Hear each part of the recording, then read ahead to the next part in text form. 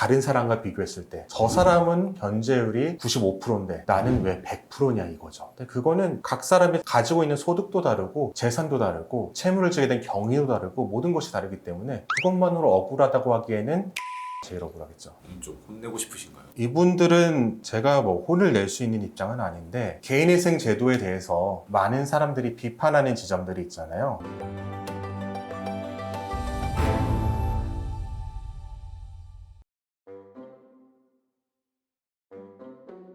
개인회생을 하고 나서 좋은 사람들 많겠지만 네. 후회하는 사람도 좀 있지 않을까? 아, 괜히 했다 아니면 좀 억울하다고. 후회하는 사람은 제가 못 봤고요. 억울해하는 사람들은 분명히 있었어요. 이런 거죠. 세 가지 정도 제가 생각이 나는데 첫 번째는 왜 나는 전액 변제냐 이런 거예요. 이런 사람들은 대체로 개인회생을 전액 변제이기 때문에 안 하는 경우가 많은데 분명히 광고에서 자기는 95% 탕감이라고 봤는데 왜 나는 전액 변제를 해야 되죠? 똑같은 개인회생인데 이렇게 물어보는 분들이 있어요. 일반적으로 이런 분들이에요. 가용소득이 많은 분, 고소득자 같은 경우에는 개인회생에서 기본적으로 인정해주는 생계비가 적기 때문에 가용소득이 많이 나올 수밖에 없어요. 많은 가용소득으로 36개월 동안 갚으면 갚을 수밖에 없죠. 이런 분들은 내가 그럼 개인회생을 왜 해? 내가 갚을 수가 있는데? 라고 생각을 하죠. 맞아요. 갚으셔야죠. 그분들은 갚으시는 게 맞고, 그리고 그게 아닌 경우에도 사실은 억울할 이유는 없어요. 왜냐하면은 갚아야 될 빚을 갚은 거잖아요. 그리고 전혀 탕감을 못 받은 것도 아니에요. 이자는 탕감이 돼요. 그 이자 탕감만 하더라도 많은 분들은 수백에서 수천만 원이 되는데 이분들이 억울해하는 이유는 단지 다른 사람과 비교했을 때 저 사람은 변제율이 95%인데 나는 왜 100%냐 이거죠. 근데 그거는 각 사람이 가지고 있는 소득도 다르고 재산도 다르고 채무를 지게 된 경위도 다르고 모든 것이 다르기 때문에 그것만으로 억울하다고 하기에는 채권자가 제일 억울하겠죠. 그럼 억울하다고 막 변호사님한테 따지나요?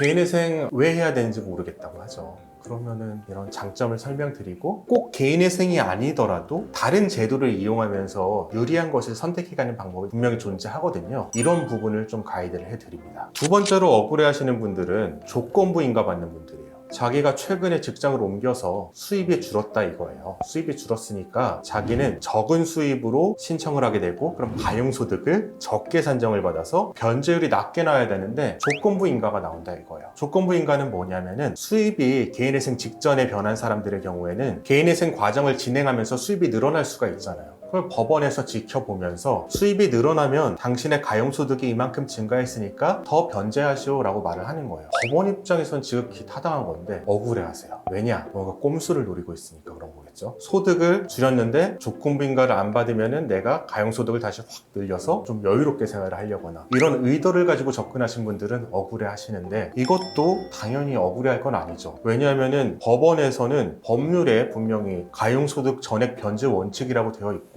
내가 최근에 소득이 줄었다고 얘기하기 때문에 그것을 반영해서 현재 가용소득으로 하고 다만 늘어나면 더 변제라고 할 뿐이기 때문에 억울해하실 이유는 전혀 없는데 이분들도 마찬가지로 다른 분과 비교를 해서 또는 내가 기대한 것과 달라서 억울해하시죠. 또 세 번째는 이런 경우도 있어요. 부양가족 인정이 있어서 그런 건데요. 법원은 동거하는 65세 이상의 재산 없는 부모님이 아니라면 부양가족 인정을 잘 안 해줘요. 특히 이런 경우가 문제가 되는데 어떤 경우냐면 형제가 한 4형제가 있는데 사정이 다 어려워요. 그래서 실제로 부모님을 부양하는 건 나예요. 내가 부모님께 매달 100만 원씩 보내드리고 부모님은 그걸로 생활을 하시는데 이런 경우에도 부양가족 인정이 안 됩니다. 저는 정말 억울할 수 있다고 생각을 해요. 이거는 사실은 개인회생을 통해 법원에 억울해할 사항은 아니고요. 형제 자매들에게 억울해할 사항이죠. 그런 사항으로 저는 보이고 진짜로 억울한 거는 아까 잠깐 억울했지만 채권자예요. 채권자는 돈 빌려주고 돈을 갚겠다고 약속까지 하고 계약서도 썼음에도 불구하고 자신의 의사와 상관없이 돈을 못 받게 되는 거거든요.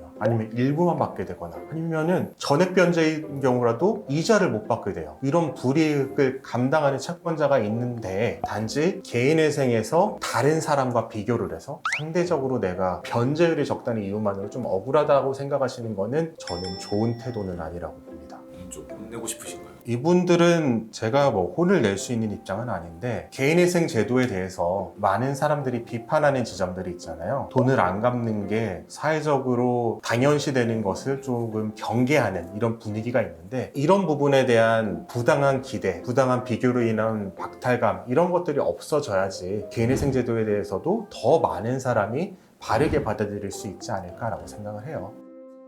영상 끝까지 시청해 주시고 구독과 좋아요, 알림 설정, 댓글 부탁드립니다. 댓글 남겨주신 분께 추첨을 통해서 이 책을 보내드리고 있으니 자세한 참여 방법은 고정 댓글을 참고해 주세요.